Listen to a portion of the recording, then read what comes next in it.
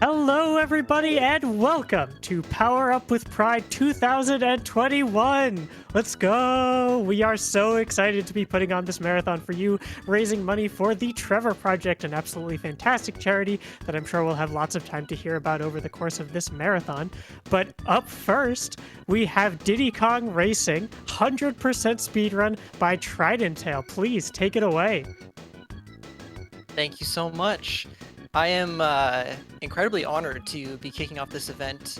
Yeah, it should be a great weekend. Hopefully this is a good run to get us going. Yeah, let's just get into it. Are we set on timer? I think everything should be good. Okay, maybe I'll do 5, countdown from 5. All right. 5, 4, 3, 2, 1, go. All right, this is hype right here. All right, so I'm tridenttail. This is Diddy Kong Racing 100%. Now, what we mean by 100% in this context is adventure mode 100%. So in this category, we're going to be getting all 47 gold balloons. We're going to be getting all 4 keys. We're going to be completing the TT amulet, the Wizpig amulet, all 5 gold trophies, and we're going to be defeating Wizpig in the Future Funland stage. And that seems like a lot to do in an hour and 50 minutes. But the unique thing about this game is that there's actually quite a few interesting speed tech things that we can do to make this go faster. And we might see a few fun glitches along the way as well. So yeah, with me on commentary, I've got Tarzan the Great, who is a relatively new speedrunner, but he's going to help me with commentary. And yeah, I might just defer to him for the next little bit as I do this. Absolutely. So what you're going to see here is he's going to do some overworld movement. There are 4 balloons in this overworld area, and you're going to see him switch to the plane immediately after coming in. And he's just going to go around, fly around, and get these balloons. There's really no reason to wait and get them any later, so might as well get them out of the way at the start of the run. And we'll go into Dino Domain for the first set of balloon race tracks. So I'll go ahead and do that for a bit.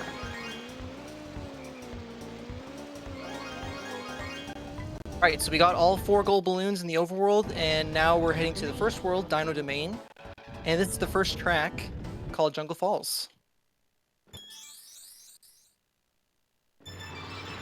Now, right off the bat... Oh, sorry, you go ahead. Go ahead. Oh, I was going to say it, for these first few tracks, you're going to see a lot of car. And the more important thing about that, and for all vehicles for that matter, is that you won't probably hear it on the microphone, but he's tapping A about 5 or 6 times a second. It's kind of like a rhythm sort of thing, but this is actually faster.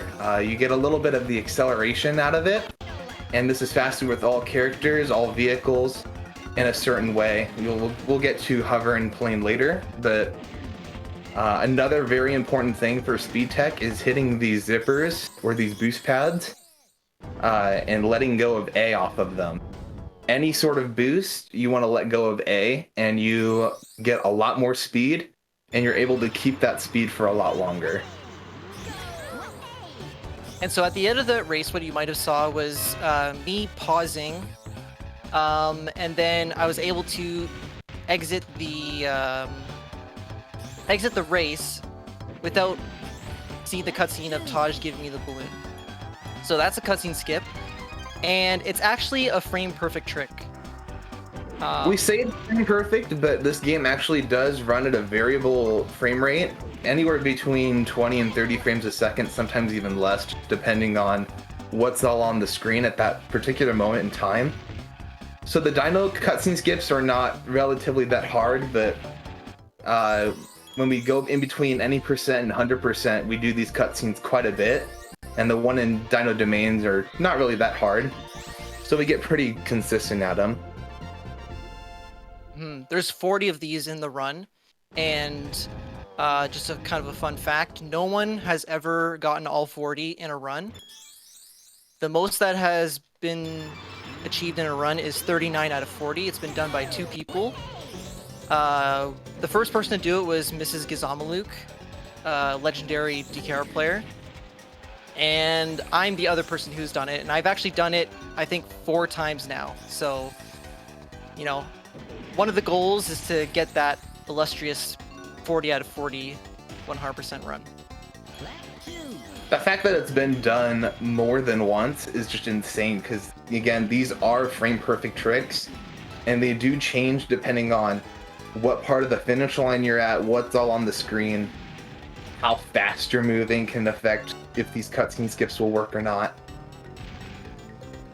So real quick, this is Fossil Canyon and it has kind of a neat little trick here called Canyonless. I'm going to do some tight drifts here to get a balloon and hit the zipper, and then I can chain those to kind of launch myself into the canyon. It's a pretty neat trick. And a lot of you casual people are probably looking at this like, wow, this is insane. And when I first started running this game back in January, I was thinking the exact same thing. And it takes a lot to kind of learn how to drift that quickly to be able to get the balloon and the zipper. And, you know, getting sub 1 minute on this track is very hard starting out. I've only managed to do it once, and that was just like less than 2 weeks ago. So, where are we, Tarzan?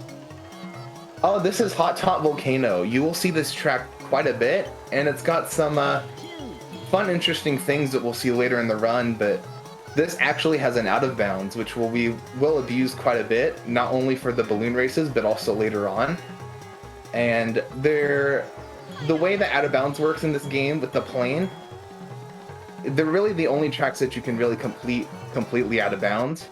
There are 2 main checkpoints along the middle of the map that we kind of just hit and we fly around through. If you do not hit these checkpoints in the right spot, you will get a wrong way, and you know, the checkpoint, the lap will not count. Another weird thing is if you go too far outside of the track, it will bring you back to the start line and you lose all progress on your lap. This is what we call a void out, and hopefully we don't see any of those today.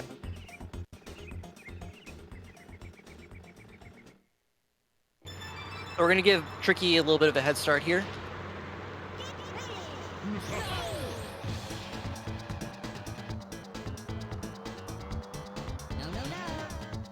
So this is the Tricky boss fight, and there's some really weird things that are going to happen here. So I'll let him kind of do his thing here. My stream might be a little behind, but I'll explain once the trick is done. Oh wow, first try. So what you just saw there was, this is what we call Tricky skip. This is one form of checkpoint manipulation that is really the only time we use this in a run. In 100% anyway, but this can happen on a few other tracks in time trials, which we use off and on. How this works is that there are somehow 2 checkpoints that are overlapped to each other, and we call this the coin flip because you go over both of those checkpoints. It's kind of frame dependent. If you're on it for 1 frame, you actually hit like the top checkpoint, and what that does is the next checkpoint you hit happens to be the finish line. So we're able to complete this in less than 15 seconds, and this saves quite a bit of time over the run. But this does not happen on any of the other boss races, unfortunately. So this is the first of the mini games you will see. This is Fire Mountain. This mini game, you collect eggs, you gotta get 3 eggs, and you gotta make sure that none of the other computers take them from you. And there's kind of a bit of a setup to this. So goes around, gets these eggs, and he has a homing rocket that he'll use just in case the computer gets too close to his nest and tries to steal something. He'll just shoot him down and move on with life. All right, so now we're moving on to the silver coin challenges. I'm not sure if you heard, but Tricky said, you know, after we beat him, albeit by cheating, essentially, he said that we have to do those 4 same races again, but we have to collect 8 silver coins and come in first place. And win. Yeah, that's the tricky part. Not for us, but in general. It is a bit of a tricky thing. No pun intended. Now, I really, really like the coin races in the context of a speedrun. There's I do too. They're so fun. many like ways you can tackle these coin races. I spent a lot of time trying to come up with the most optimal routing for collecting these coins. And it's kind of different strategies for each course, you know. Sometimes you'll just get the coins on the first lap so that you don't have to, you know, worry about it. Sometimes you'll prioritize bananas first because when you collect bananas, they increase your top speed and acceleration. So, dang, I wasn't paying attention. I can take over. You need to focus. It's okay. Where was I? So yeah, so sometimes you'll prioritize getting bananas. Sometimes there'll be a combination of the two, depending on like the layout of the coins and bananas on the track. So there's a lot of interesting kind of ways to tackle this. Also a big one is CPU position. Depending on where CPUs are on certain laps, it might be beneficial to grab certain coins at certain times. So I'll try to point some of that stuff out if I remember. I kind of want to back up for a second because you did mention bananas. You will see that he prioritizes collecting bananas quite a bit. And that is because each banana increases both your top speed and your acceleration by 2.5% for each banana. That doesn't sound like much, but you see him zooming around Ancient Lake right now, absolutely destroying it. And it's just another way of getting a lot more speed than how you probably originally remember playing this game. Yeah, so an example of prioritizing bananas is I'm gonna go around the lake here to pick up those 4 bananas. And you might think that's slower because you can just hit the zipper and fly across the lake, but grabbing these bananas, it'll be a little bit of a time loss on lap 1, but it's gonna have huge dividends in the last 2 laps. Oh, Which is kind of how this game works. Is when you do balloon races or even in the time trial scene, which is rapidly growing. But a lot of it is you collect bananas on the first lap to make sure you have a lot of speed, and then you just go through the rest of it.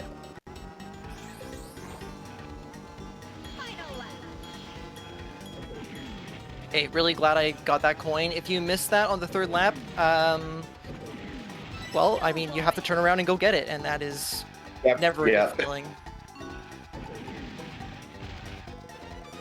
There are quite a few spots in this game where missing 1 coin can just absolutely destroy you.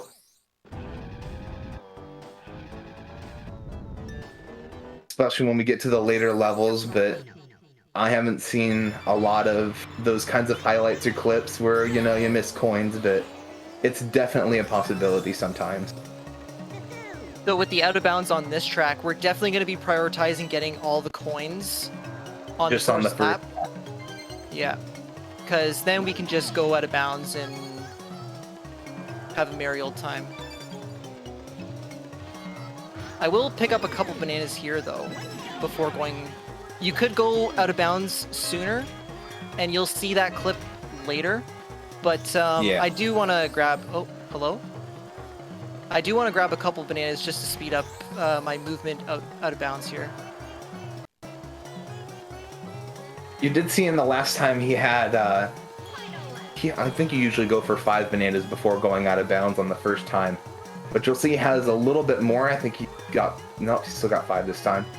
But, sometimes the extra boost when you're out of bounds, barrel rolling really helps. Barrel rolling is, like zippers, is another form of a boost. So you let go of A, and you pretty much have, no cap to your speed. So you're just flying around. And we actually see this quite a bit.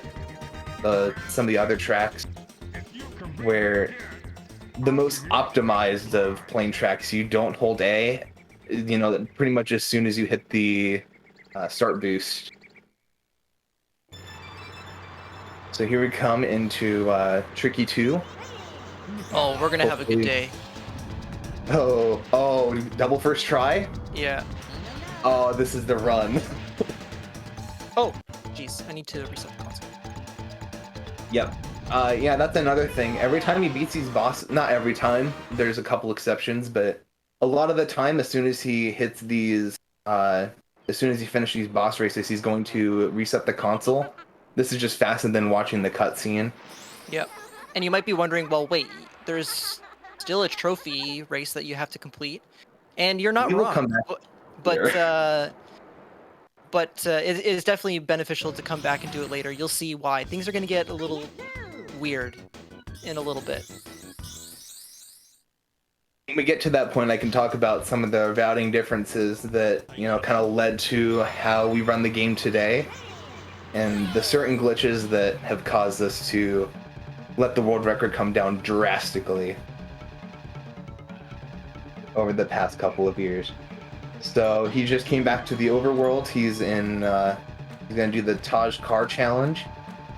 Hopefully we see sub 30 seconds as you just loops around the same bend for... My laps were pretty bad. I should reset. Hardest track in the game, am I right? You have no idea how hard it is to just drive in circles. And, oh, this is another good point. You see him constantly drifting, and if you might remember, if you drift for a certain amount of time, sometimes you might spin out. And how that works is he's pushing right on the analog stick, well, the direction that you're turning, and then going back to neutral. If you hold the opposite direction and do a counter drift for too long, that's what causes you to spin out, and that kind of loses some time, and it kind of throws you off of your good lines to go faster. So we switch to the plane here to get into Snowflake Mountain. And we'll start doing the regular balloon races here. And this is Frosty Village. You might have need time to for- refresh your... Oh, am I behind? Yeah. Yeah. Sorry, what was that? Do we have time for a couple quick donations? Go for it. I see we've reached Snowflake Mountain. We have $5 from McCougan that just says Snowflake Mountain. Cursed. Yes. We also have a couple donations that got in earlier.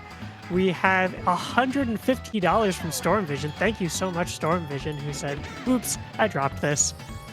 Well, I suppose we'll just have to pick that up. There's just, oh, it's a shame we couldn't get it back to you. Thank you so much for your donation.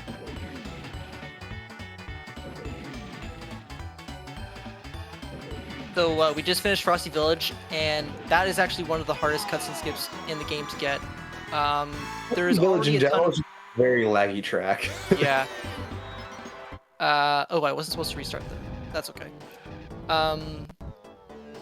Yeah, it has the snow falling effect on it, and that just like wreaks havoc on Yeah. on the frames. And when you get to the finish line there, the frame rate is so bad that like you pretty much have to get it first frame. Or first try, because to buffer it, there's like some crazy unpaused lag.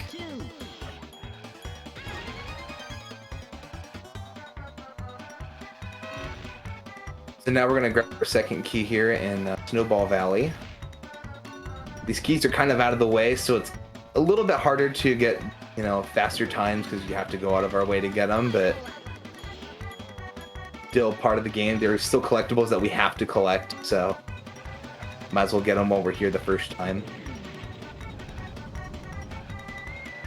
See a few recognizable names in chat right now.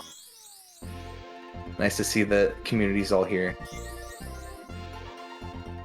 So maybe I should explain that donation a little bit. McCougan is regular in my chat, and it's very well known that Snowflake Mountain is not my favorite world.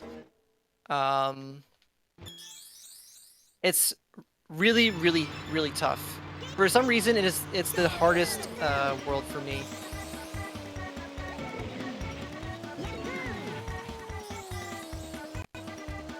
this is another great example of what I was talking about with plane physics. This is Everfrost Peak, and it's very hard to believe, but there's a very, very good chance that we'll see a sub-minute here, maybe. Just this track is insane with all the boosts that are around here. The blue balloons are really a good cause of how fast, you know, the plane can go, along with barrel rolling. So really, we're not holding A at all, and we're just Yeah, I zooming. haven't touched it since the start here. I've pretty much just been coasting on these boosts and barrels. Nice. Not the sub-minute you promised, but It's doable for his level anyway, not mine.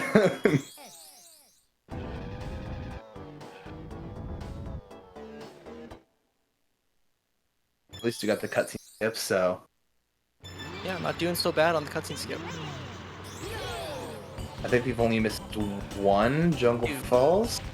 Two. Okay, my bad. I must have not.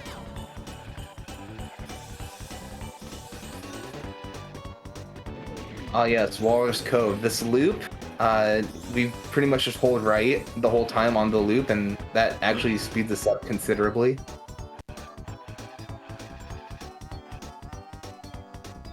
Yeah, I actually don't know why. I don't know why either, but it's just something I faster. will do. Yeah, it's just faster. Trust the process.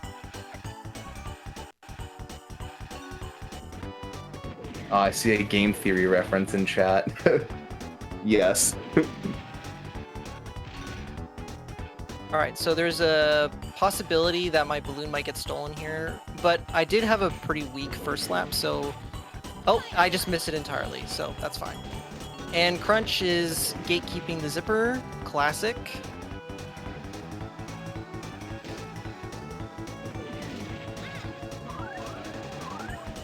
Yeah, Walrus Cove is kind of known for the bouncy ice at the end of the lap, especially when you go across that left path at the end. You really have to nail your angle there, otherwise you're gonna bounce on the ice 2 or 3 times and lose up to like 10 seconds for just hitting it once.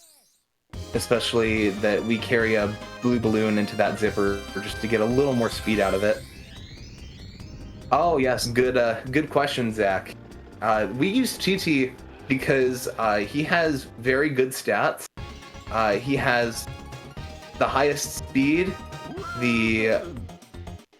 not the highest acceleration, and then he also has like a very medium average turning, which helps us kind of navigate these turns a little bit easier than the faster characters. Here's a stupid trick. Oh yes, the really dumb trick, but it's all for the swag points. I love it.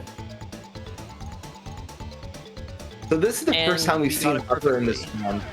Yep, this is the first time we've seen Hover in the run, and you see him going left and right a bunch.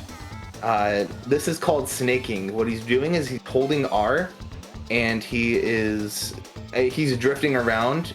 And for some reason, drifting in the hovercraft makes you go a little bit faster. And then on top of that, he's also tapping A. Yeah, so that clip that I did, if you do it perfectly, it saves half a second. If it goes horribly wrong, you lose 30 seconds.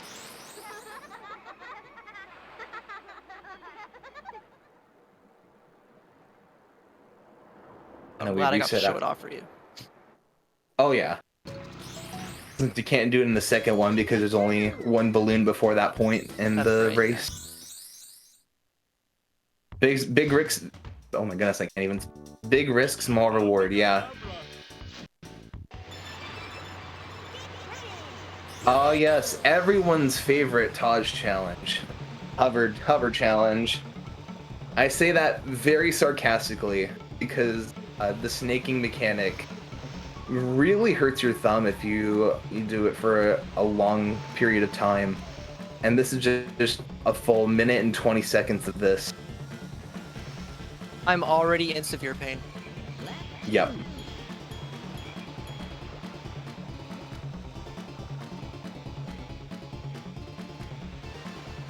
You see him when he crosses the finish line, he goes to the right of the bridge, and that's kind of a scary move if you don't know what you're doing, because you can very easily just end the race because you went too far out of the checkpoint line for it to count, and you just lose a bunch of time because of it. Yeah, there's a flag that you have to touch, and as long as you touch that, then you can go to that side relatively safely. But yeah, if you don't know what you're doing there, you can easily get DQ'd and lose a bunch of time.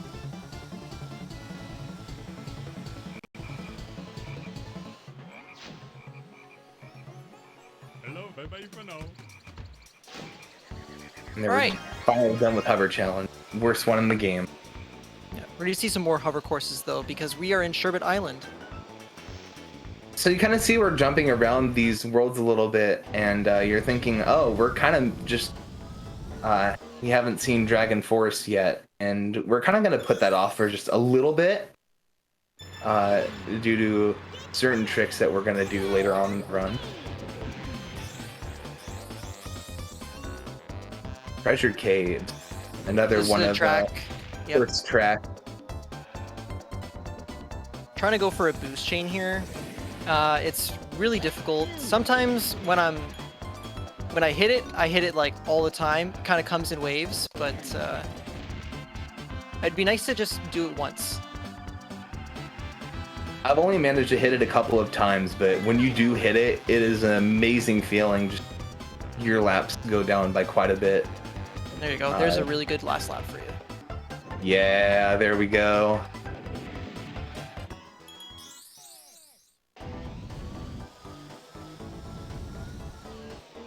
With the cutscene skip as well. That's cherry on the sundae. Pirate Lagoon is it's kind of an interesting track. One of 3 hover defaults in the game, hover only. And you see a lot of cool hover tech here with the boost chains, and the kind of bounciness that the hovercraft has kind of allows you to go turn in a way that normally isn't doable with hovercraft tracks, like This the could be turn going 750. into the tunnel. It very well could be. This is very good. Nice. That was a low 49. That's very, very strong. Beautiful, beautiful. That's what you love to see. This is some high-level Diddy Kong Racing action over here. We have brought one of the best that our community has to offer here, and you're really seeing it today. Right. Treasure Island is the next track that has a key in it, and it's very out of the way. And because we're in car, it really slows down the process a little bit, but it's better than going through the first boss race, the coin race is the second boss race before we're able to pick it and hover. So that's why we just do it with car, get it out of the way. So TT's feeling a little hot. We're just gonna cool him off real quick to get this key. Yep. This nice and hot summer day. It's fairly warm actually where I'm at, so nice to see all the rain go away for a bit.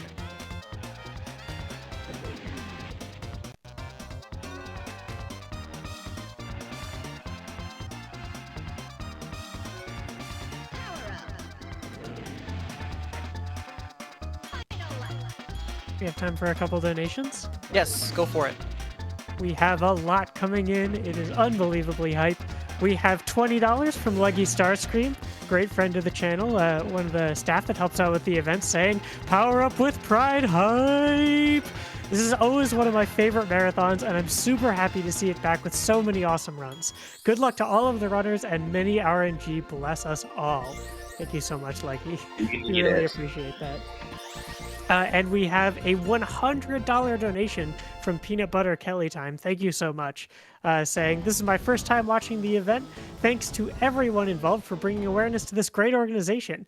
Getting in an early dono for Trans Samus because that sounds awesome. That's referring to the Trans Samus incentive for the Super Metroid run that's going to be on Sunday. And I can confirm it is awesome. The colors look fantastic, and the sprite work is really incredible. You absolutely want to see that in.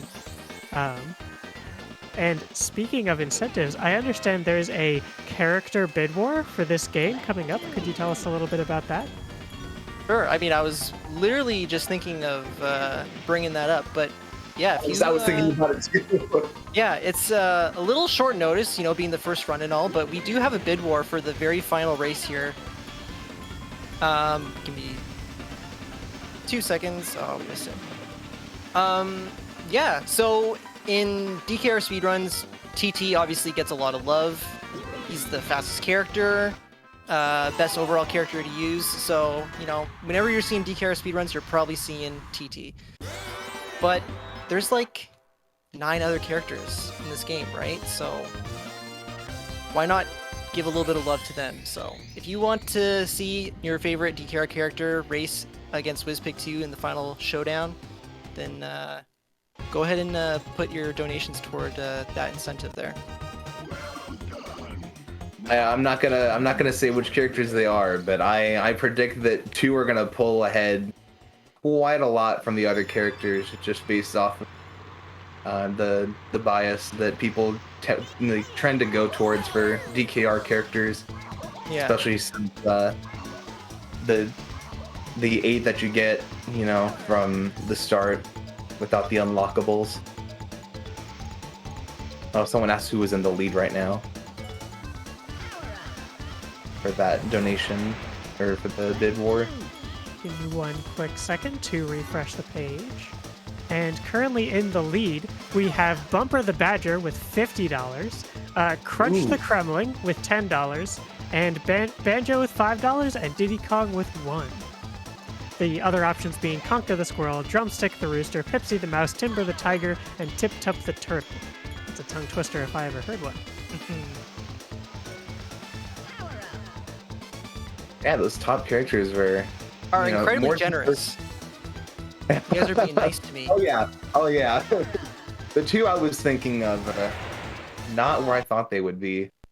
Beginning of the race, or the beginning of the bid war.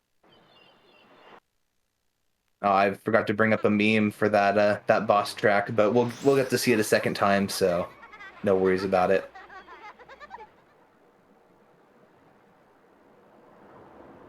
All right, so here's kind of a nervous moment in the run. The fun begins. So this is a plane challenge that we're about to see, or already are seeing. I might be behind a little bit. This is personally my favorite of the Taj challenges. It's basically the same route as the Hover challenge, except you're in plane, so you go a lot faster. Plane happens to be one of my stronger vehicles, so it's always fun, and it's a great place to warm up your plane practice.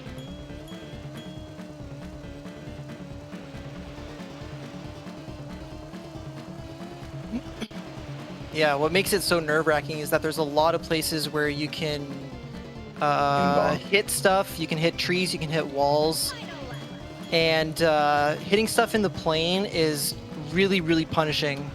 We got a 55 though, that's really great. Yeah, one bonk in plane can really vary between 5 and like 8 seconds, just depending on where it's at, what track it is, if you have a balloon or not. They'll get you back to regular speed. So it is very, punishing if you cannot play plane cleanly. But now we're about to do our first trophy race of the run. And I will point out the obvious when we get to it, but there is a very interesting trick that'll happen at the Hot Top Volcano track.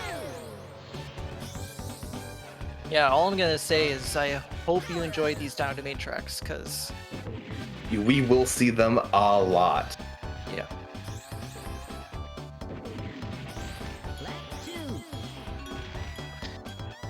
Oh, those balloons are silly. I don't know why. I feel like I'm the only one who misses those balloons. Missing balloons is kind of an interesting thing as well. Just the fact that sometimes you can just flip right through them, even though you clearly hit it. Weird things in this game. But one of the interesting parts about trophy races that are kind of nice for speedruns is that to make it harder for casual players, they speed up the CPUs considerably. And the CPU placements for when we go fast are in sometimes a bit more favorable positions than they are in the balloon races or the coin races. So Fossil Canyon especially is one of those tracks where on trophy races is a little bit easier than it is to get a good time. Which means if you're grinding for good Fossil Canyons, be prepared to play a lot of Ancient Lake beforehand. Oh, I wouldn't recommend that. Yeah, no, you will not be happy, so don't do what I did. Ooh, sub 1? Oh.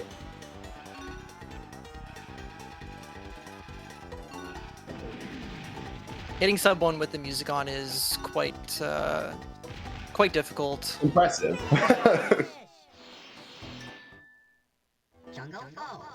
Oh yeah, that's another thing. Did we start the run with music on? I didn't have the game sound on. No, I would not do that to the people. We're gonna be playing this game with music all throughout. Yeah, so when we're doing more serious runs, we usually have the music off in certain spots because the music actually generates more lag, which makes these cutscene skips a lot harder, which kind of makes our driving a little bit harder to visually point out the loss of frame rate. But you know, with the music on does make it a little bit different than normal. All right, so we're gonna go out of bounds here. Yes, Hot Top Volcano. We're gonna drive underneath the finish line, and we're gonna do a wrong warp. So the funny thing is that the game still thinks that we are in the trophy race. We have one more race that we need to complete in order to finish our trophy. But we're outside of the trophy race. We're in the overworld. We're now in Sherbet Island. Yep. And let's just do this mini game here. Oh yes. I'll explain more about the wrong warp later on, but this is very fun.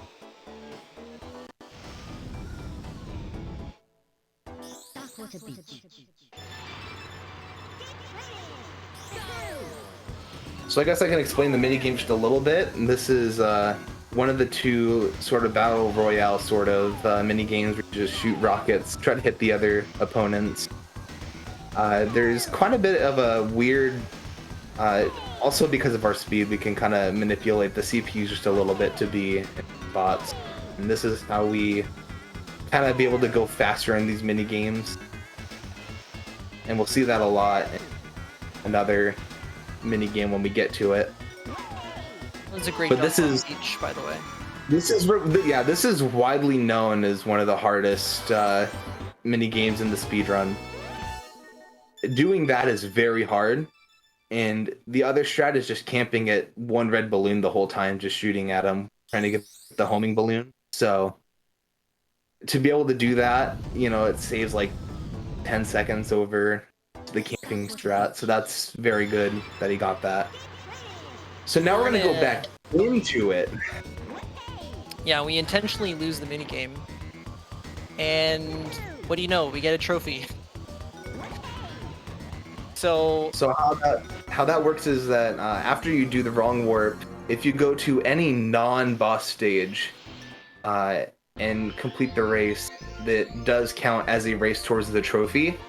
But what happened was when we went into it the first time and won, the game prioritizes getting the TT amulet for beating the mini game, prioritizes that over the trophy. So we actually do it twice because it is faster than going into a normal race. Now we just move on and do the coin races since we're already in the world. Might as well. Yeah, you might have been wondering why we didn't do this at the time we were here first, and that's because, well, we had to come back anyway to Get the trophy. get the trophy, so might as well finish all this stuff now. Cursed Caves back at it again. Yeah. Except some coins.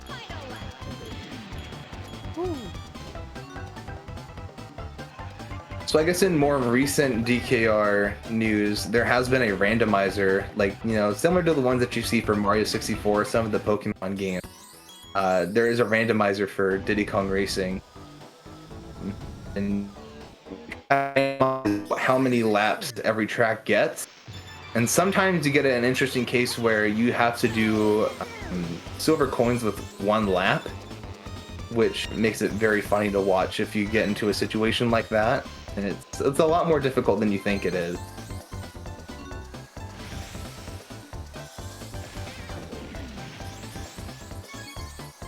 Woo.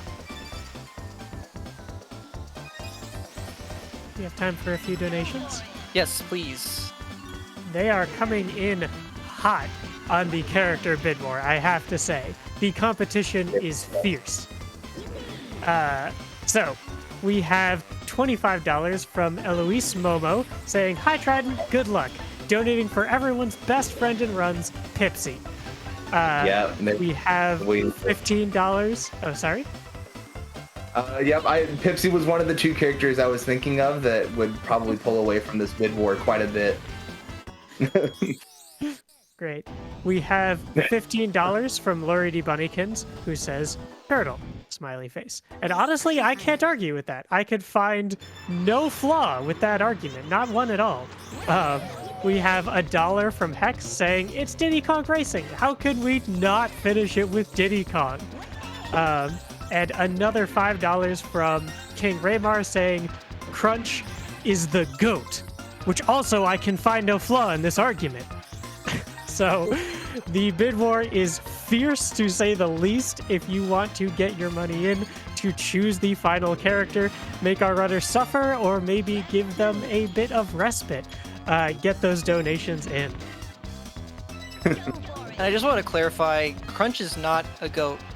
He's an alligator. Or a crocodile. But he's definitely you gotta not give him a goat. credit. He has the 3rd highest speed stat in the game, so obviously Yeah. you think he's gotta be good. Obvious sarcasm there. His turning's very bad.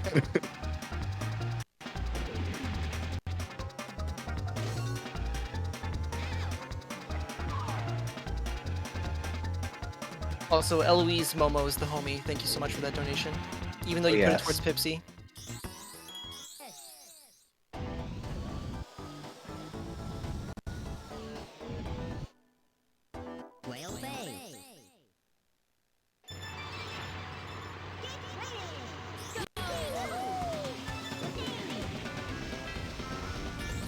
Alright, so we're almost finished with Sherbet Island here. After we finish this race and we finish Bubbler 2, then we're going to be done with this world. We're going to have no reason to come back here. Yep. We will be completely done with Sherbet, and we'll move on to the other worlds that this game has to offer.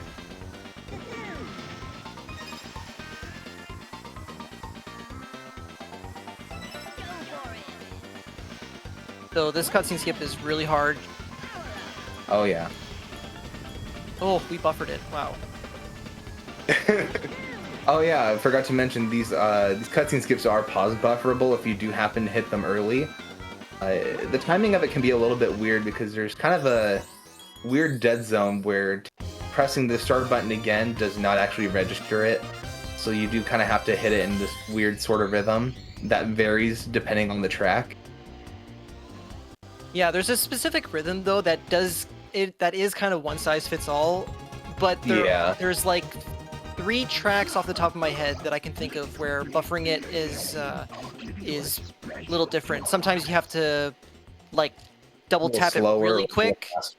Sometimes there's a considerable amount of breath in between your 2 start presses. But for the most part, oh yeah, go for it. I'm gonna put something in chat, and this is kind of a meme that we do on the bubbler boss. If you kind of notice him a little bit, he kind of says alcohol. It was just kind of a weird thing to put in a kid's game, don't you think?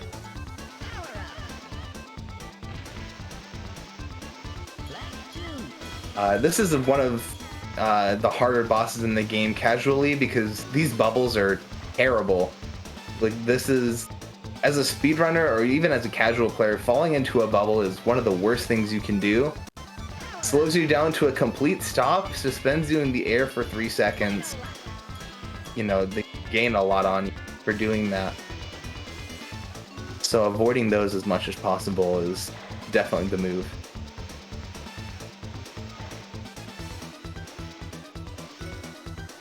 Alrighty. And So we're out of when we there. get back into the game here, we're actually going to set up another trophy storage. I'm not sure if I made it clear, but when we got the trophy that one time, it looked like it was in Dino Domain. In Dino Domain, yep. But we actually got the trophy for Sherbet Island. So that's called trophy storage, and we're going to be using that trick, Using it. yeah, a few more times.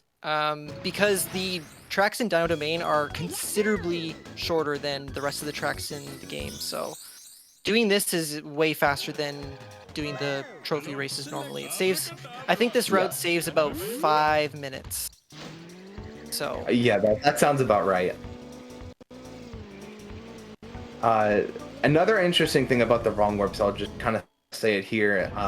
Well, it's not super important in 100%.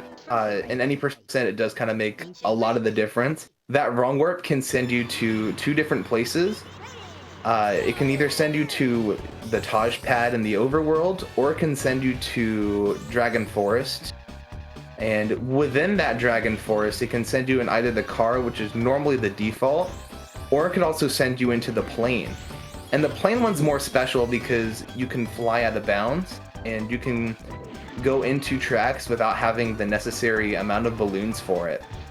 And in 100%, this actually very much changes the route that we take, and you know, it doesn't really converge back until the end of the second dragon boss, and it does save time, but the order we have to do things is a little different as well. Yeah, the first wrong warp he did with Dragon Car, which is the slowest of the 4, or the slowest of the 3, sorry. Because it loses 4 seconds to overworld because you have to go through the loading zone from exiting Dragon Forest. it's also the most likely option. The way the wrong warps work is a little complicated, and maybe I won't necessarily go into that how it really works, but we roughly say it's about an 80% chance to get Dragon Car, and then the other 2 options are about 10% chances apiece. So. Which really is why I said why we need RNG in the run. Just getting that RNG is the worst thing in any speedrun ever.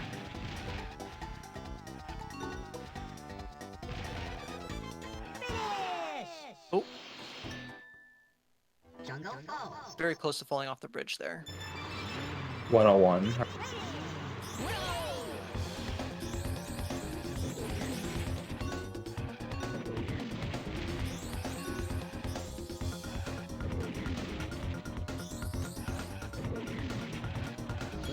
All right, so we're coming up on our second attempt at the warp here. I would really like to see Overworld. Dragon Plane would be great too. But we'll see what happens. We already got really good RNG with the tricky skips. We got double first try, which is pretty rare. We call the tricky skips a coin flip, despite it not really being a coin flip. Say it's 50-50, but it really isn't. You either get it or you don't. So, Dragon Car again, womp womp. But that's alright. We're gonna fly to Snowflake Mountain because we have business there. And yeah, you remember how we got the trophy in Sherbet Island? Well, we're gonna do pretty much the same exact thing. With a very similar sort of idea to the last time, because the minigame here is also another Battle Royale style. So we will see that minigame strat again with Icicle Pyramid.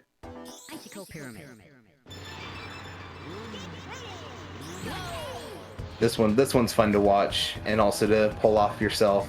You're actually able to turn yourself around backwards at the start of this. You can also do that with the hovercraft and the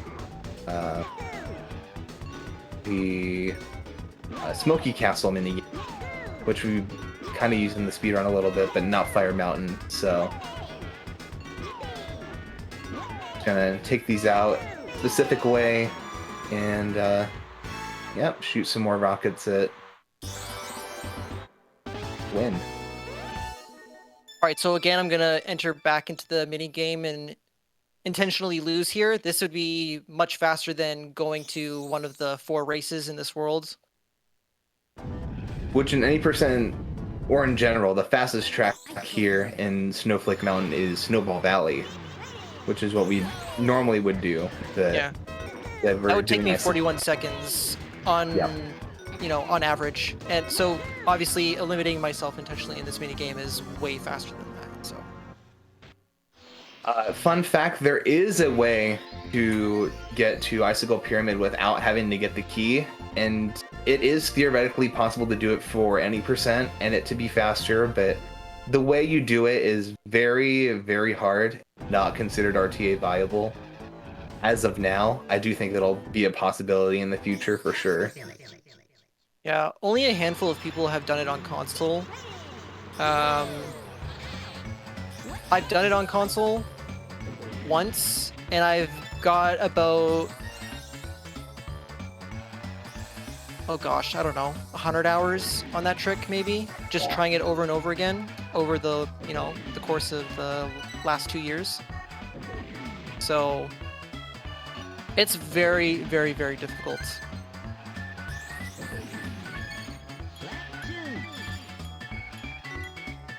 And speaking of difficult, we're on Frosty Village Coins right now, which is IMO, probably the hardest race in the game.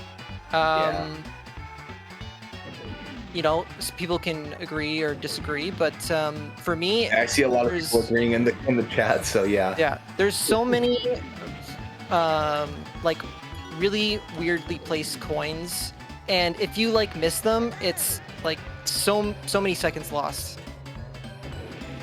There's one like right by the water there, and you want to try and grab the coin without touching the water, because if you touch the water, you just immediately lose all your speed. So grabbing that one cleanly without losing your speed is really, really tough. Yeah, it's just like a lot of things can go wrong on that track, so I kind of regard that as the hardest race in the game, but it actually went quite well for me today, so. Especially with the way that we route that track, just we get coins, at least one coin every lap, so sometimes you forget to remember what coins you have collected and what you need to collect, because if you don't get all the coins, you can't progress and you have to do it. So that's why it's very important to make sure you have everything you need for crossing the finish line. I have one more coin here. I need to. I accidentally hit the wall there. Ooh. Okay. Oh, dang. Yeah, kind of got a little bit off script there at the end, so Yeah. it's kind of hard to adapt from there. So I ended up missing the cutscene skip, but that's no big deal. I think that's number 4, so we're actually doing pretty well. So.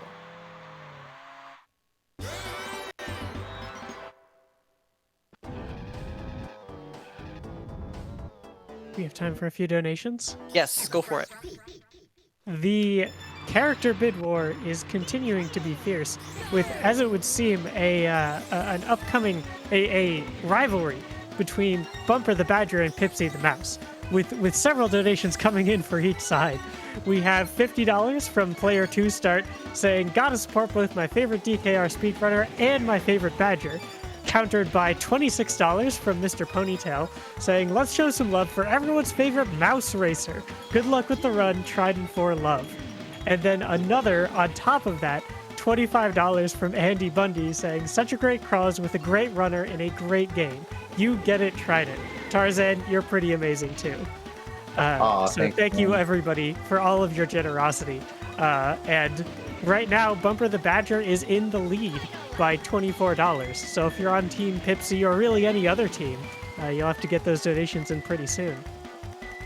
I'm very surprised Tip Top isn't really up there at all. Tip Top was another very popular character, so.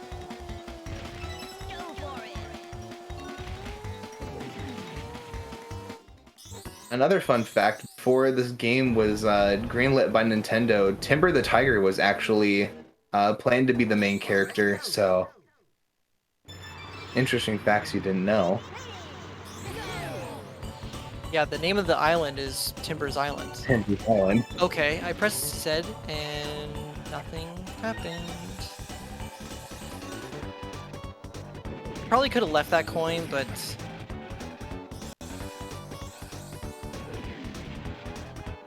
oh well.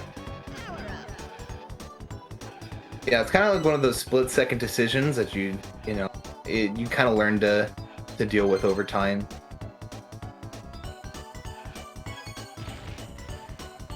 So here's a bit of some strategy, coin grabbing strategies. I'm intentionally leaving these 2 coins until the very end. Now, my first lap was really slow, so maybe it's not going to work out as nicely as I hoped, but when I get to this area where the 2 coins are, all the CPUs should be around, and this is where I take like all the boosts here. So it's kind of hard to like grab these coins and get through there with a lot of speed with all the CPUs around. So I kind of I have to slow down for those coins anyway, so I might as well do it when the CPUs are around. So that's kind of just a little bit of thought process there behind the way I pick up those coins.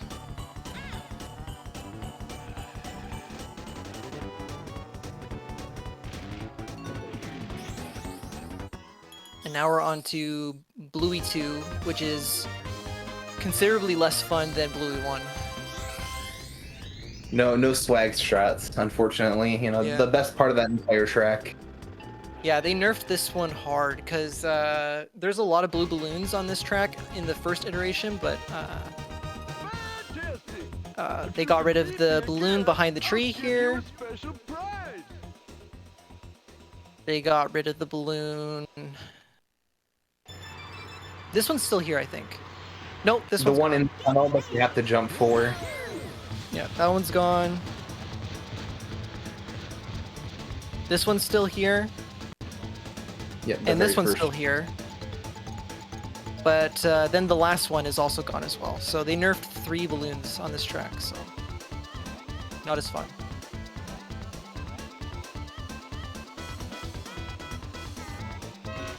I'm still gonna try and bounce myself off the wall here. Oh yeah, bouncing off of walls and hover can do some very weird things, but can also sometimes make you go faster. Here we see the dreaded snaking at it again.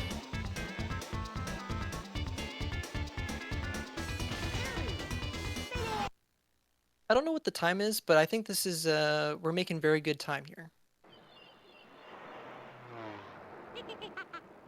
Nothing too disastrous has happened so far. We got really good RNG with the tricky, really good RNG with the mini games, no trolls. We are getting into kind of a really important part of the run. Typically this is where runs start to get pretty real. If you make it to Dragon Forest, then it's game time.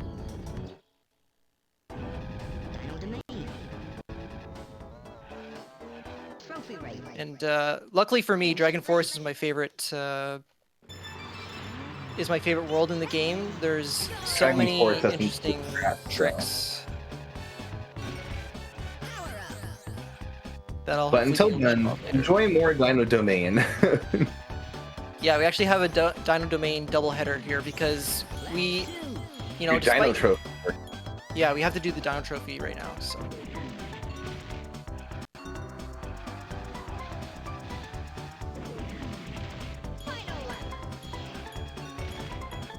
It's kind of nice when you finish a trophy race. It takes you back to, you know, where you were in that level. So we get done with Hot Top Volcano. We are still in Dino Domains.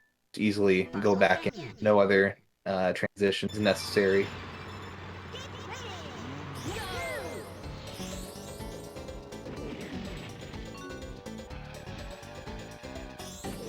I'm very interested to see what wrong warp we get here.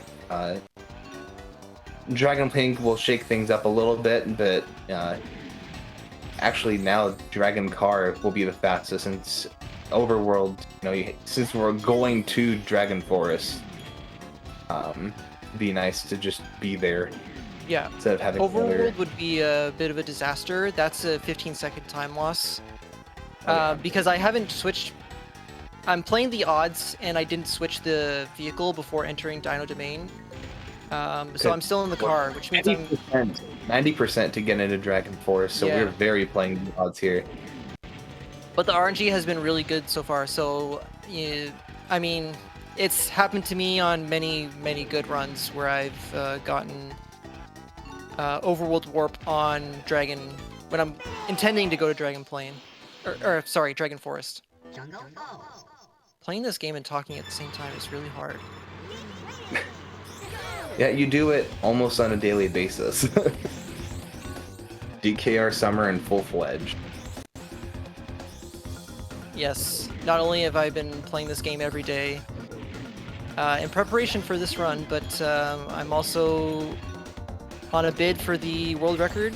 I had the world record for a very short time last summer, and I think it's time I get it again. So we've been playing almost every day.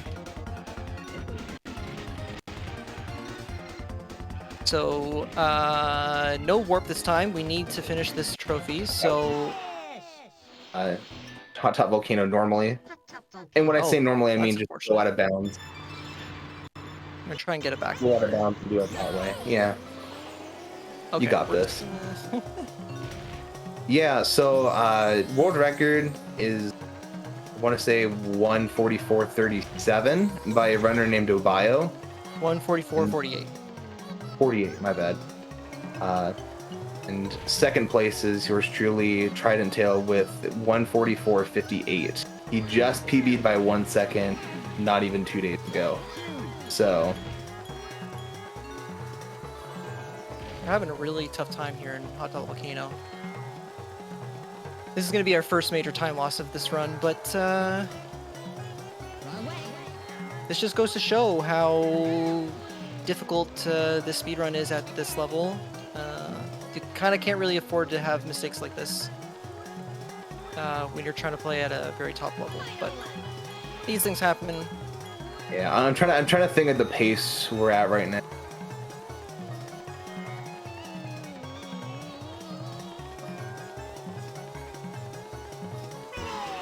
I think we're on pace for 147 right now. We're still in the 102s right now.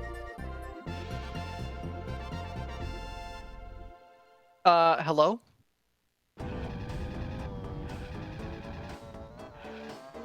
Trophy race. Ancient Lake.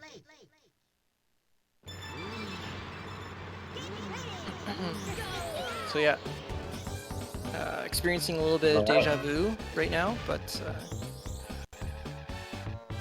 we're gonna do our warp and hopefully it's somewhere in Dragon Forest and then we get to the good stuff.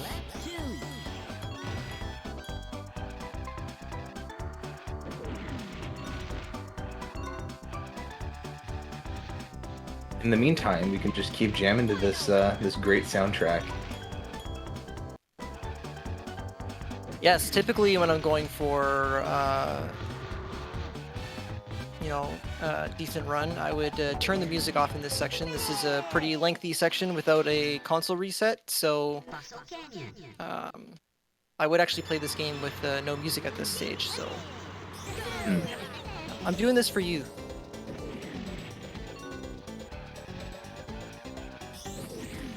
So I know how much you guys like the DKR soundtrack.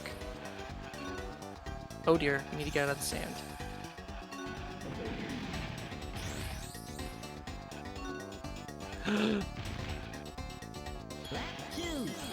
The canyon is so hard to navigate.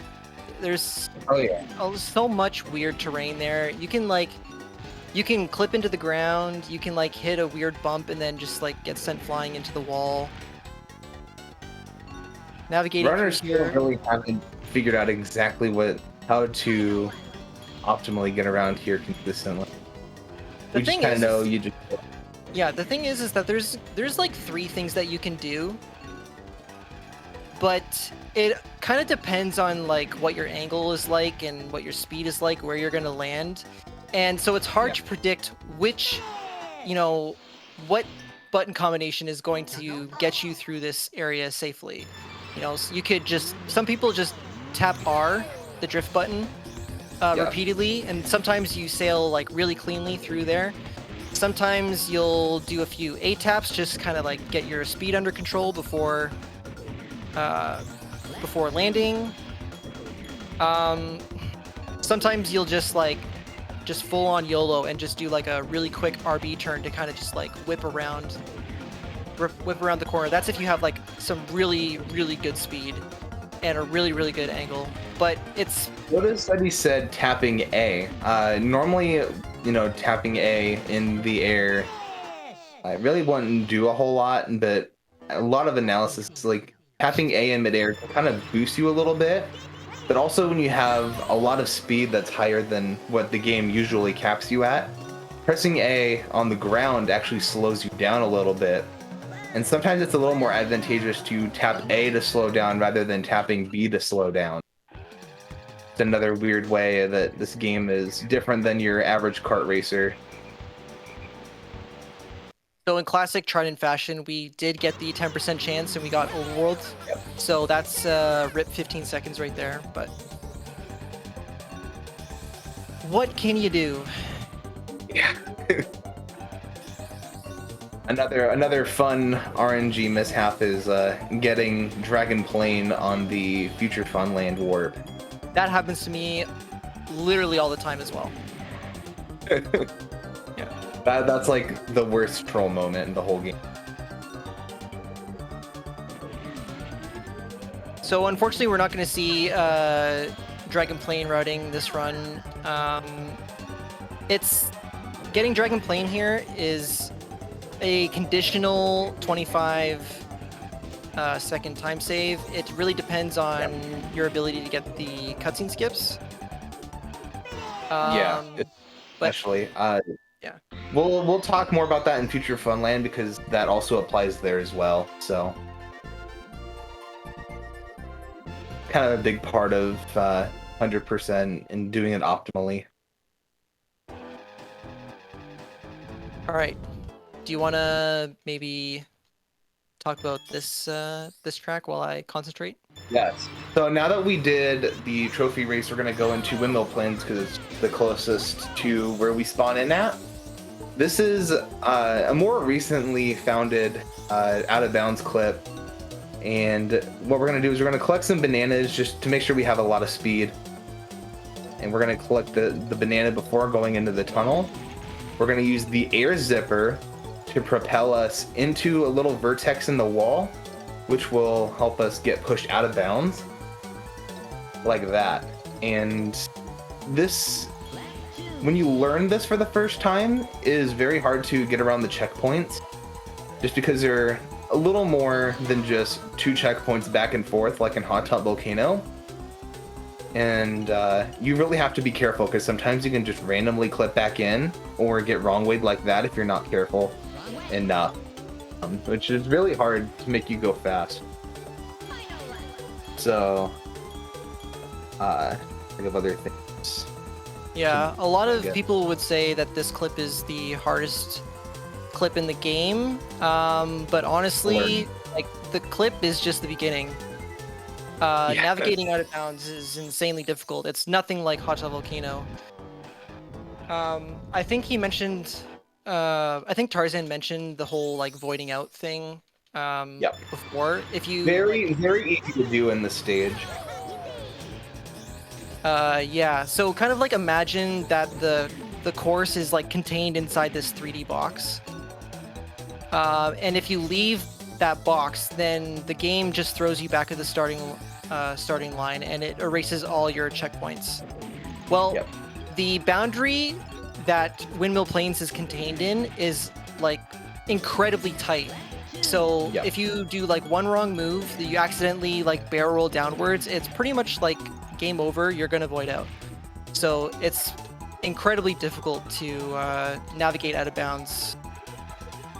So it's And pretty tough. I do kind of mention these checkpoints.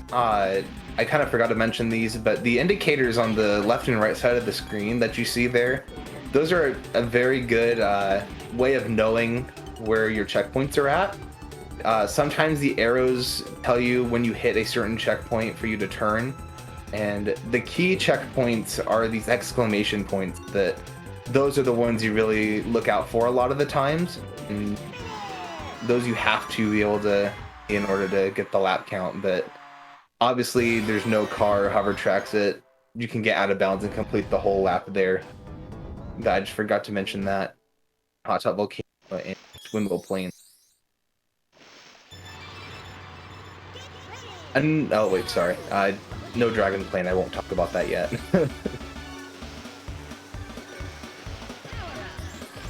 All right, so Boulder- hello. That was really strange. I like clipped into the ground. I've never seen that before, actually. There are a lot of weird first-time things you kind of see sometimes in this game. We think we found everything. No, you didn't. This is, in my opinion, the hardest key to get fast. Just you kind of stack up these balloons, which is one of the few times in the run that we do it, because usually cheating balloons like that, getting the single balloons just lets you go faster, and like stacking the balloons just lets you have one longer boost. But that actually comes to our advantage when getting this key, because this drawbridge shows up for a very small amount of time, just barely letting us get up and get down. And we also have to worry about the computers as well. Okay, the area. These hitboxes. Oh yeah, the key hitbox is atrocious. Especially on that one. It's pretty awful. In conjunction to the sometimes very generous silver coin hitboxes.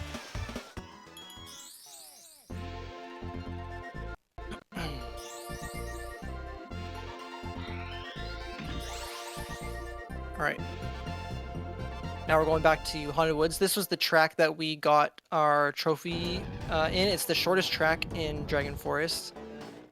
And the reason why we did this track instead of the minigame is because losing the minigame would actually take you forever.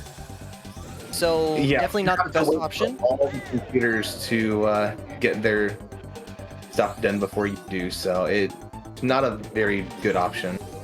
Yeah, it's a different style of minigame. It's not like a battle royale minigame that we saw the previous two times. I'm having so much trouble with this corner. Haunted Woods in general is just a very hard track. Oh, I hate this track so much. There's a couple people in the community who have it down at the back of their hand, looking at one person in particular in chat, and Mr. Ponytail has pushed this track to insane limits.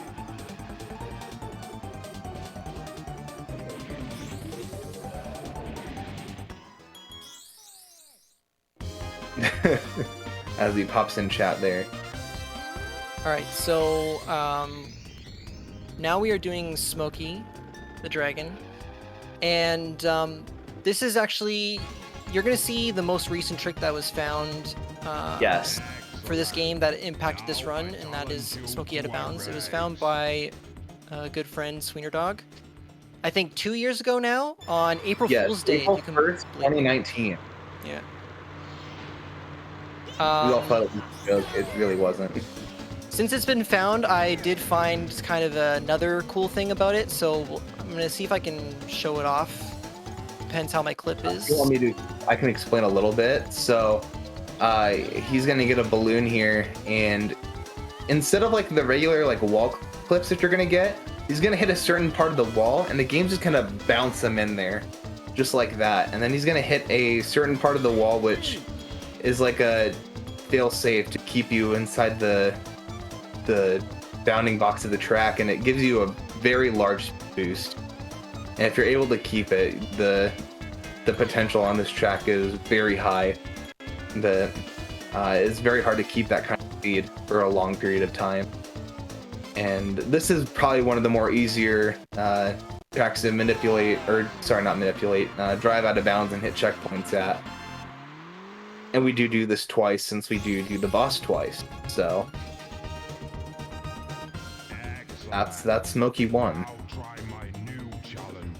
And you see that we're not resetting the console here. We do need to stay in Dragon Forest, get the rest of that done, so we can keep progressing through the... Yeah, our next order of business is the minigame, and you're gonna see why it would take you forever to lose this minigame. Smoky Castle. Alright, I do need to do this first section quite fast. I need to beat a CPU to a certain position. If you're Hopefully this is shooting fast enough. slow, it shoots you with a rocket, and you lose 2 bananas for doing that. So, and the whole goal of the minigame is to get bananas and take them back to your little basket, and you can only carry 2 at a time. But I guess that just what made them balance it, I guess. Yeah, you can see how optimal I'm doing this because I'm picking up the bananas pretty much right as they spawn. So that's a good indication of how optimal you are performing this minigame.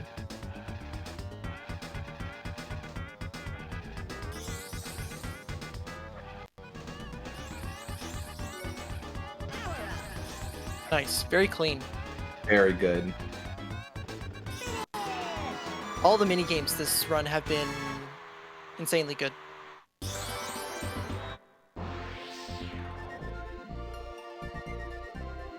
Fortunately, there's no... Well, unfortunately, maybe fortunately, there's no minigame for Future Funland, but we have some evidence to say that it was maybe intended, but they cut it last second.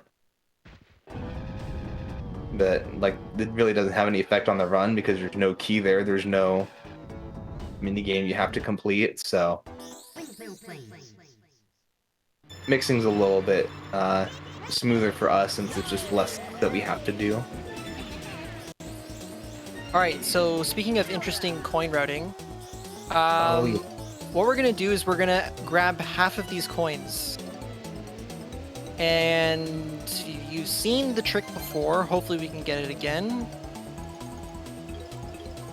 Okay, we're out. Not the cleanest clip, Yeah. but the important thing is that we are out.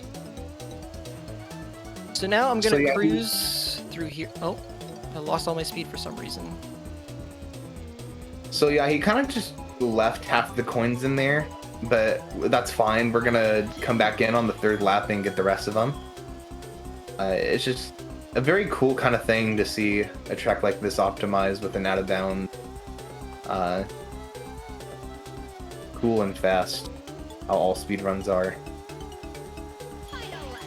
Yeah, so the whole point of this is just to optimize time spent out of bounds, because obviously when you're out of bounds, you are being more efficient in your routing, only grabbing the important checkpoints. So we'll go back in bounds to pick up the last remaining. And it just works out nicely because we ultimately would want to go back in bounds anyway to set up getting the cussing skip a little bit easier. You can try to get it out of bounds, but at a late stage of the run, it would be... It's like almost a little too YOLO, like at this stage. Like you're You would almost have to like pause buffer it several times, which kind of defeats the purpose, and you would maybe even ultimately time in the process, especially if Yeah. you miss it. Yeah, I don't think we said how much time the cutscene skips save. They generally save about 6 seconds. There are some that do save you more time, but you know, just think about it. If you're spending time buffering that cutscene skip, that's just eating into your 6 seconds of time save. So. Yeah. Oh, I need to remember to get that coin on the last lap. Yeah.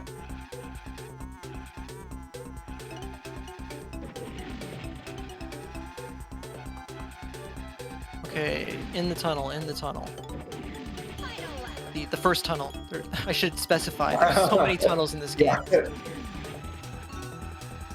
As if. All right. And then last coin here.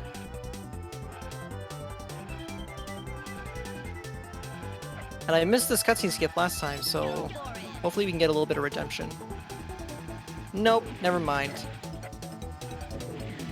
As I said, I am very used to playing this section of the game without music, so it is... Like I said, it does generate lag, and it does affect the way that we play, sort of. Just it can kind of boost the frame rate a little bit, which gives us a little bit better of a window to hit these consistently.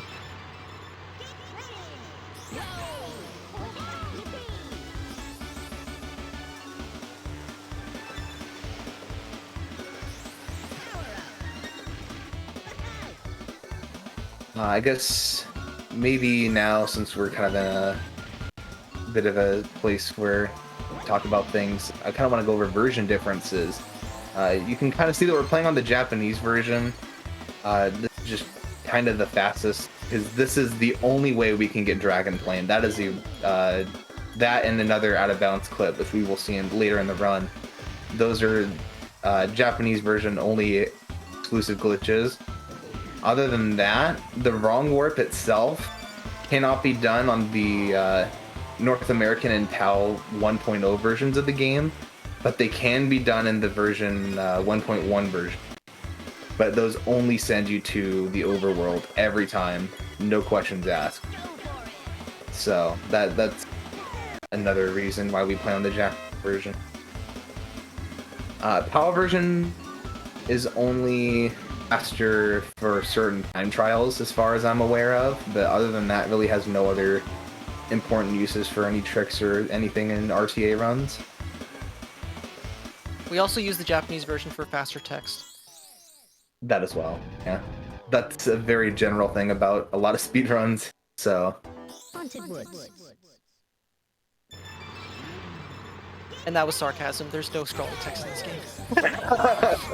Yeah, that is another fair point.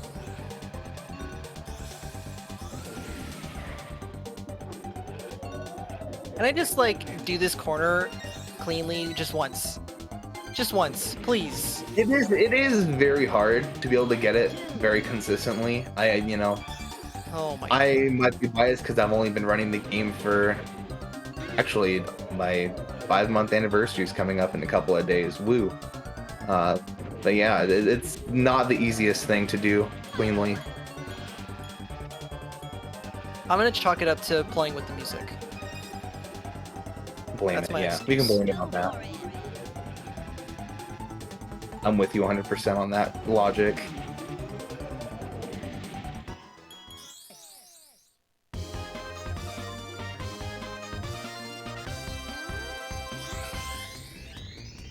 All We right. have time for a couple of donations. Yes, go for it. Awesome. We have $20 from Garby173. Thank you very much, Garby, saying Power Up with Pride is always so fun. And I have to agree. It always is. It is a pleasure to do this. And we have another $20 from RBW. Thank you, RBW, saying, okay, Garby. Thank you very much for your donations.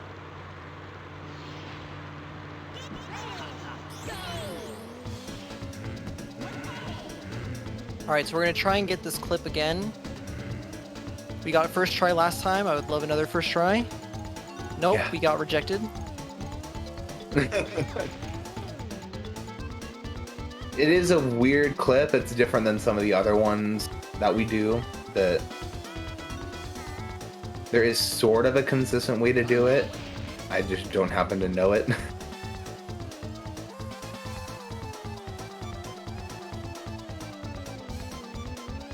I think in this case, lag has a really big effect. Sometimes you can boost and just get so much lag, which really hurts your chances of getting the clip.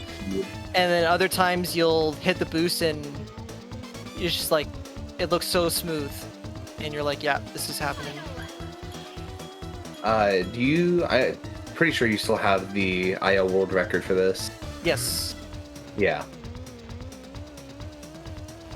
Yeah, I worked on it quite a bit around the time that I was working on a segmented run of this category, and just in the last month, I want to say, I realized that I could improve it, and I actually ended up improving it by like 3 seconds. So.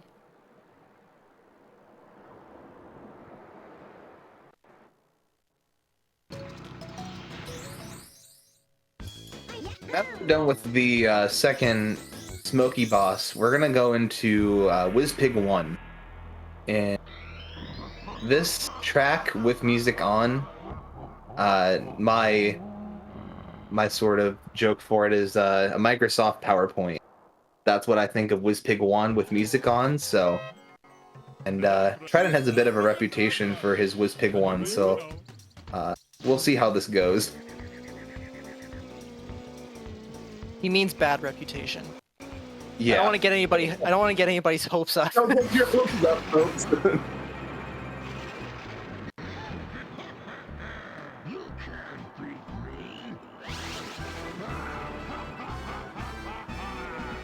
Classic would be to have 2 really strong laps and then to lose Lap a bunch 3. of time on the 3rd lap.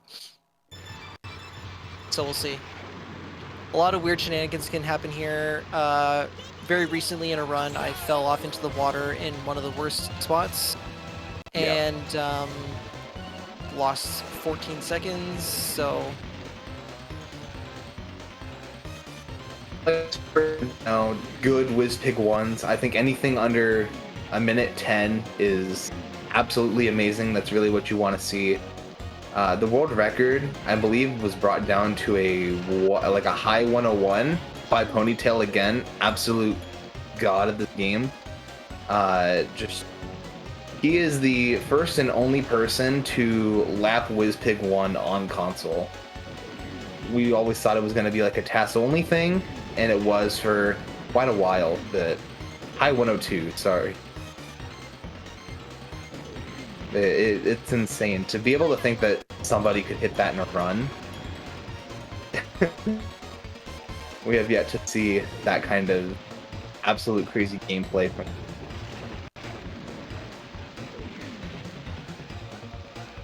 All right, so a few hiccups here. 113 is pretty average, so. Yeah.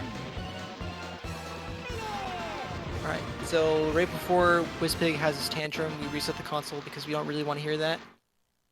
We don't really want to hear this is kind of a WizPig bit of being an a big baby. exception to the resetting on the bosses thing. Usually the game saves the frame after you complete the race.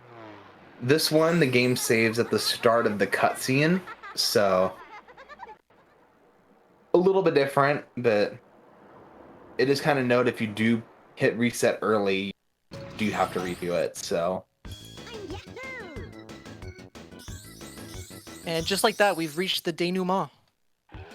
We are at the last world, Future Funland.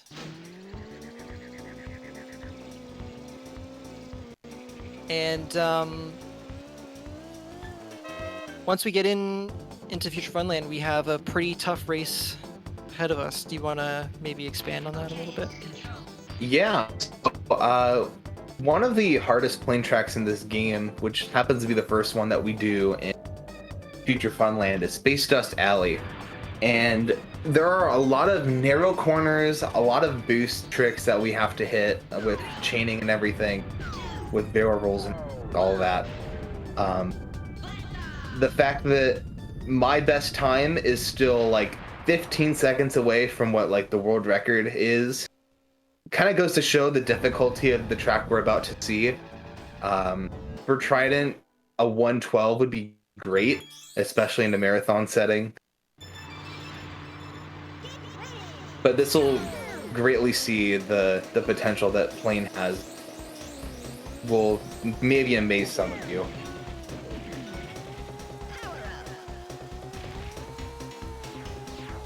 The way that cutscene skips work are going to be a little bit different since we don't have a first and a second boss. So usually you hit exit to lobby on those cutscene skips, and instead he's going to hit restart race. Because there's no first boss, it'll take us straight into the coin race without having enough balloons to regularly do so, which saves 7 seconds, I believe, each time you get it. And it's kind of a big part of saving time in Future Funland as a whole. That's unfortunate. Yeah, one mistake kind of throws off the CPUs a little bit, and you can kind of get a balloon stolen at the end if you're not careful. Okay, I'm very happy with that. That was Yeah, this is relatively disaster-free, so very happy with that.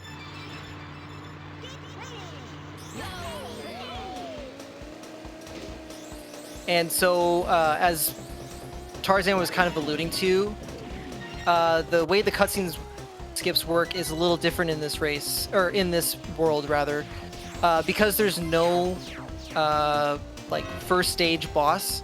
As soon as you finish the balloon race, the coin race is active.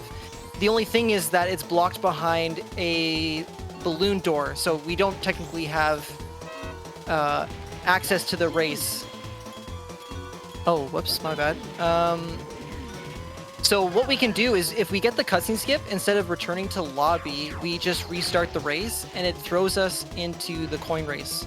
So by getting these restarts, we are now cutting down on overworld movement.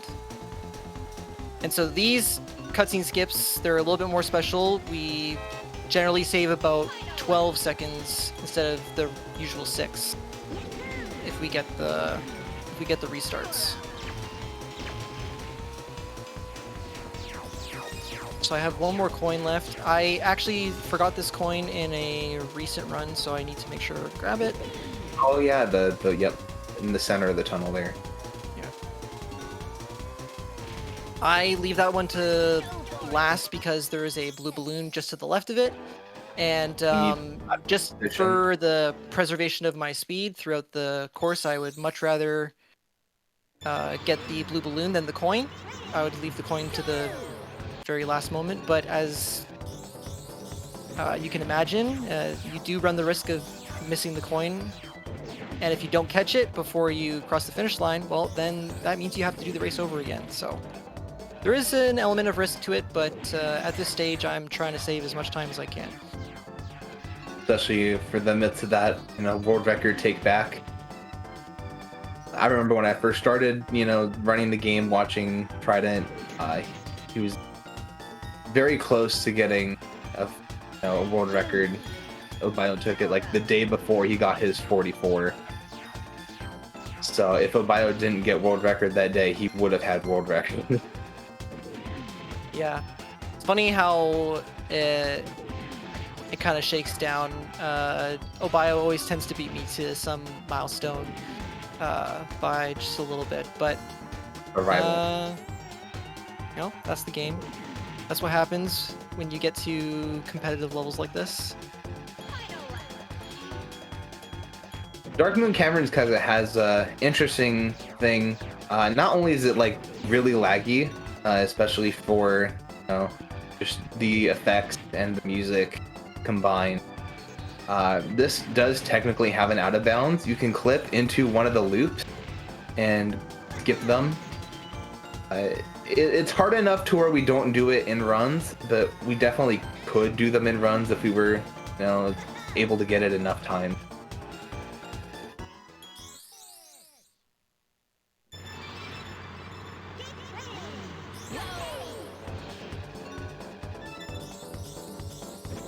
Go. Now into the coin races.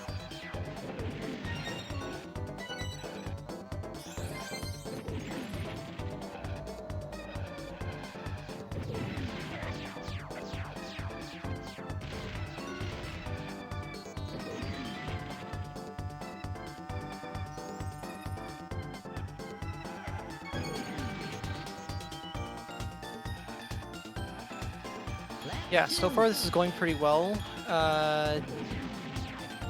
I really don't like Dark Moon Caverns with the music on. There's a lot of increased lag, Yeah. but so far so good. It doesn't look like it's really having much of an effect, which is pretty rare for me. Yeah, like we're actually on pace for a really good Dark Moon Caverns coins. And the run in general. I think the run in general is on pace for a pretty good time. Although we have a coin coming up that's right in front of the In front of a couple people choked this one before. yeah, so if I missed that coin, I would have had to restart the race over again, so yeah. Maybe in the marathon setting I probably should have Slowed down a little, yeah. maybe I should have got it on the first or second lap, but forgive me, I'm in hardcore grind mode right now. And it definitely shows you're playing like want world record, so All right, definitely so what we're leaving Future Funland because we have to get the Future Funland trophy. yeah, Which means we have that to go is back to- required for 100%. So yeah, Trophy race. more Dino Domain. You thought you were done? Try again. I managed to get the double single there. That's a frame perfect trick. That should make Mr. Ponytail and Yeah. Shock pretty happy. Although I didn't use it correctly. I don't really know what to do when I get the double single. It happens every once in a while. I'm just like, "Ugh, what do I do with this? Exactly once. And I never go forward and run, so it's not like I really have any more opportunities to hit it. Yeah, it's not something I really go for. But Kind of a cool thing to hit it, and it does save a little bit of time. Finish! Fossil Canyon. Really one of the things that made a 32-second Ancient Lake possible in the first place.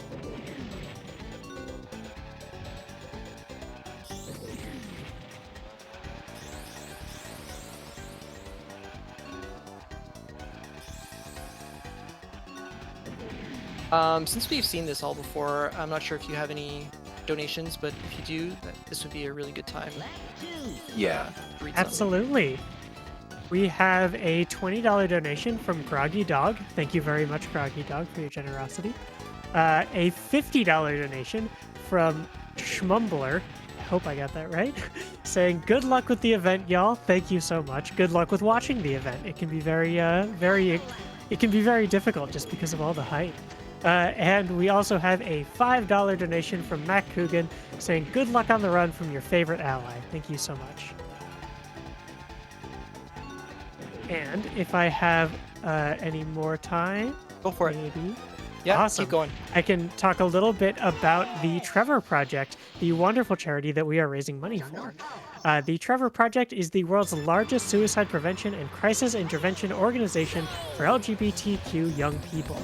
The organization works to save young lives by providing support through free and confidential suicide prevention and crisis intervention programs on platforms where young people spend their time. Their 24/7 phone lifeline, chat, text, and soon-to-come integrations with social media platforms. They also run Trevor Space, the world's largest safe space and social networking site for LGBTQ youth, and operate innovative education, research, and advocacy programs. It really is an absolutely fantastic cause that we're raising money for, so if you have the ability within your means to donate, we would really, really appreciate that. And if you want to, you can put it towards some of our amazing donation incentives while we're at it. Hot Top Volcano. Yes, and we already received many donations from, some of my friends and community members, so thank you very much. Oh wow, that's some really good RNG. Overworld. Yeah. Yeah. Just thank you so much again for donating. Really appreciate it. Before I forget, can we quickly get an update on where that incentive is right now? Absolutely. We actually had a donation just come in just now from Eloise Momo donating $25 saying, "We need to see Pipsy." And it looks like I'm donating again so we can get the best mouse in video games. And that puts the current bid war with Pipsy the mouse in the lead with $76. Bumper the Badger in second place with $75, literally $1 apart. And behind them, Tip Top the Turtle, Crunch the Kremling, Banjo, and Diddy. Yeah, so we've got about, let's say, 5 races before that's going to be cut off. So you still got a little bit of time to get those donations in. Oh yeah, let's not forget that he just went out of bounds there. This is the other Japanese exclusive out of bounds clip. There's just kind of a hole in the middle of the ceiling there, so we're able to use the yellow balloon, which is the shield, able to dodge some of the lasers, and then we grab a blue balloon to be able to get some speed, hit the wall, and get into the out of bounds area. It's possible to do it without that balloon, which is what we do for the time trial strats, but other than that, play it safe, we use the balloon. Or sometimes keep the balloon to use out of bounds to get a little more speed that way. And with that, we've completed the last trophy race. From here, we do Spaceport Alpha a couple more times to do regular balloon race and the silver coin race, and then go into the last regular track in Star City. We didn't miss any of the other resets. All right, so there's a nice backup there. I intended to get the blue balloon, but I missed it. So I had to do a time trial strat to kind of just nicely float down into the hole.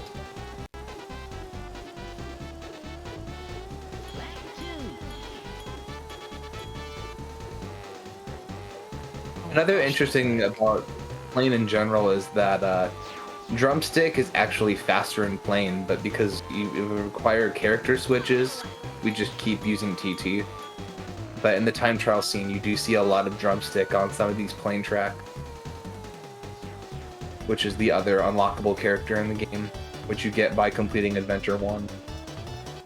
Yeah, we any track that has a lot of straightaways doesn't really require any. Oh, I need that coin. What do I do? Yeah. Okay. Sorry. Oh dear. Actually, You know you don't even have to complete Adventure 1, you just have to get all the trophy races, and Drumstick kind of shows up as a frog that you have to run over to set him free. Not sure how the logic works in that one, but remember this is a kid's game. Logic doesn't have to make sense. Right. I don't remember what I was saying. Yeah, any track that requires any sharp turns, then generally we would use TT, but for those that have like pretty long straightaways, drumstick is the way to go. Alright, so this is not the strat that I was intending to do. I was intending to do a similar thing to Windmill Plains, but talking and playing at the same time is really hard, so I messed up, but that's okay. By that, he would have usually just went out of bounds on the first lap after collecting like the first half of the coin, doing the out of bounds strat until lap 3, then coming back in, collecting all the coins, and then setting up for the cutscene skip to be able to leave earlier. So after this race is probably when we're going to cut off that that bid war. Well, I have a hilarious update. This is one of the funniest things I've ever seen. We have a $1.01 donation from Andy Bundy saying, "Yo, let's go!" Thus putting the bid war with Bumper the Badger at $76.01 and Pipsy the Mouse at $76 flat. It literally cannot get any closer than this. It isn't possible. This is the most amazing bid war I've ever seen for any speedrun marathon ever. Oh my god. It really could come down to almost any donation at this point. At this point.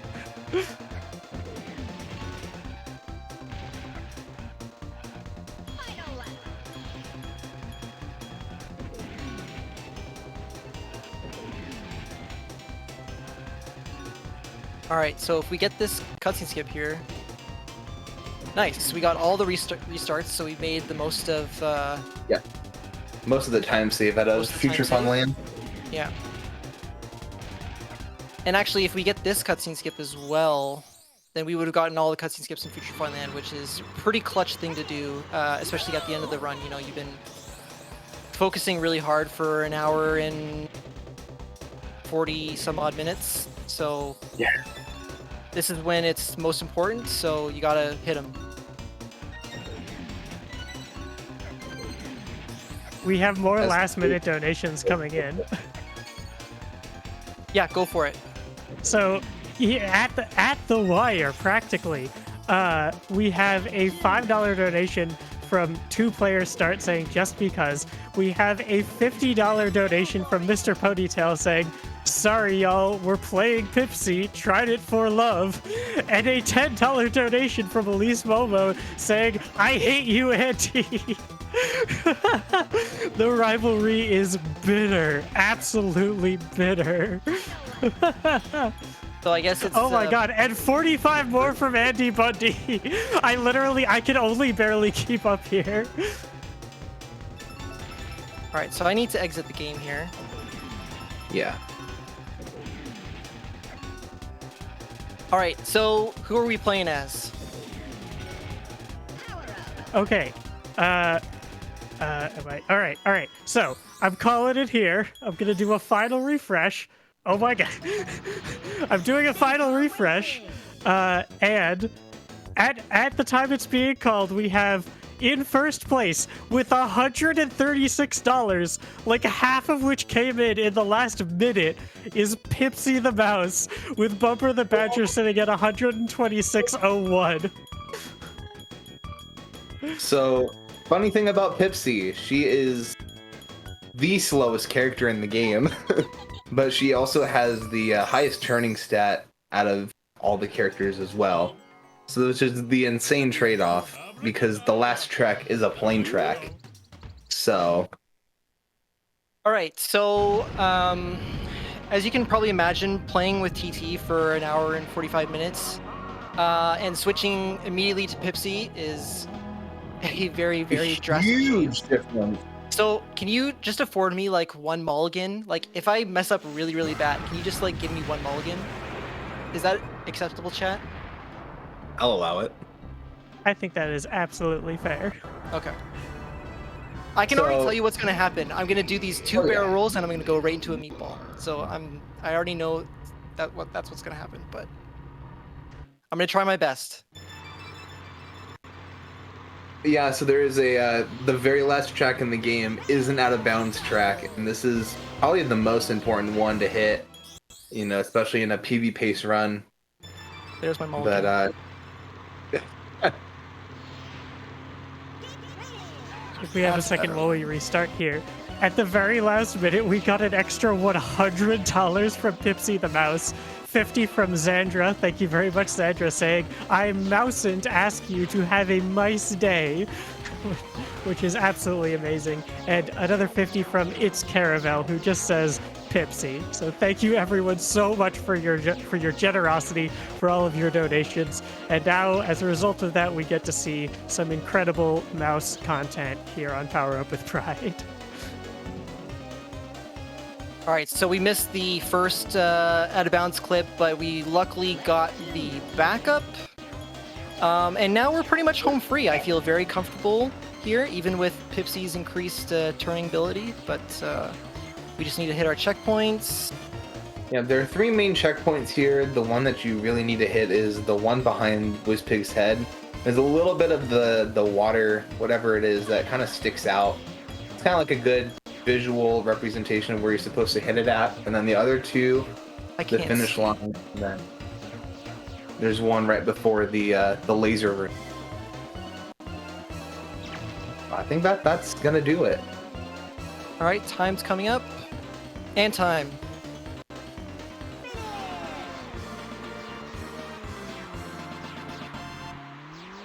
Oh, that was fun, wasn't it? That was great.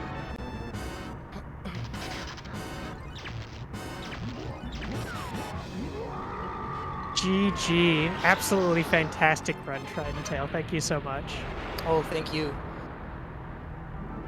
Just quickly want to shout out the DKR community. If you are at all interested in running this game, it's kind of experiencing a bit of a boom right now. So lots of new runners, and this is the highest we've ever seen DKR at ever. And you know, I just joined, so I'm part of the craze, but this is a good time to join DKR. There's so many amazing people in this community that will help.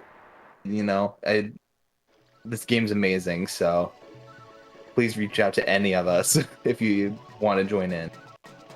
Of course, you can find our Discord at speedrun.com/DKR. You can join that, and we'd love to get you on your way. If RTA is not quite your thing, we do have a really rich and amazing time trial community and a website for that as well. DKR64.com is where all the time trial leaderboards are. So if that's more your thing, that's totally cool. You can get involved in that. Other than that, I would like to thank Tarzan a lot for helping me out on commentary. Thank you so much to everybody who donated during the run. I really appreciate it.